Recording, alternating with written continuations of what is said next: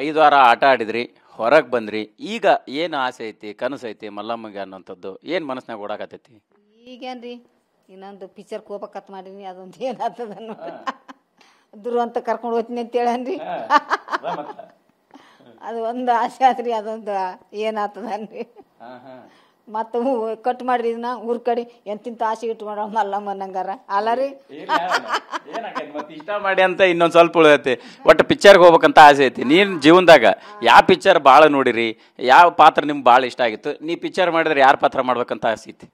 ಯಾರು ಏನೋ ಅತ್ತಿ ಪಾತ್ರ ಮಾಡ್ಬೇಕಂತ ಮಾಡೀನಿ, ಅತ್ತಿ ಸಸಿಗೆ ನಡೆಸ್ಕೊಳ್ಳೋದು.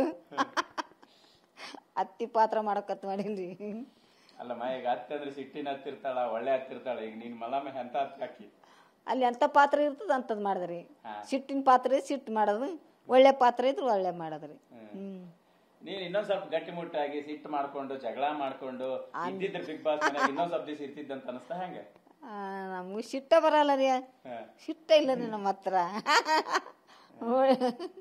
ಅದು ಹೆಂಗೆ ಸಿಟ್ಟು ಬರ್ತಾ ಬಿಡ್ರಿ ಅಂತ ನಮ್ಗೆ ಏನನ ಅಂತ ಮಾತು ಬಂದ್ರೆ ಸಿಟ್ಟು ಬರ್ತಾವೆ. ಸಿಟ್ಟು ಏನು ಎಲ್ಲರಿಗೂ ಇರ್ತಾವೆ ಬಿಡ್ರಿ.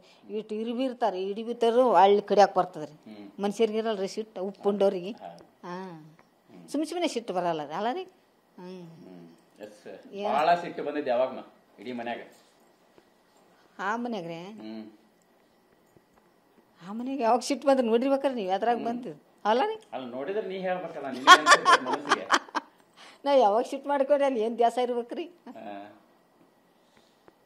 ಇಡೀ ಮನ್ಯಾಗ ಏನು ದ್ಯಾಸ ಉಳಿದೈತಿ? ಅಲ್ಲಿ ಯಾವಾಗ ಸಿಟ್ಟು ಮಾಡ್ಕೊಂಡು ನಾ ಏನು ಅತ್ತೇನು ಸಿಟ್ಟು ಇಲ್ಲ ರೀ. ಆ ಕಾವ್ಯನ ಮೇಲೆ ಸ್ವಲ್ಪ ಮಾಡ್ಕೊಂಡಿದ್ದಾರೆ ಅಲ್ಲ ರೀ, ಬಾತ್ರೂಮ್ ವಿಷಯಕ್ಕ ಅವಾಗ ಸಿಟ್ಟು ಬಂದಿತ್ತು. ಮತ್ತು ಗಿಲ್ಲಿ ಮ್ಯಾಗ ಒಂದು ಸ್ವಲ್ಪ ಮಾಡ್ಕೊಂಡಿದ್ದೆ. ಅವರು ಏನು ಇದು ತಪ್ಪು ತಿಳ್ಕೊಳ್ಳಿಲ್ಲ. ನಾ ಹಂಗೆ ಅವ್ರು ಮಾತಾಡಿದ್ರೆ ಹಂಗೆ ಮಾತಾಡಿದೆ ನಾನು. ಸಾರಿ ಅಮ್ಮ ಅಂತ ಇದು ಮಾಡ್ತಾರೆ ಅವರು.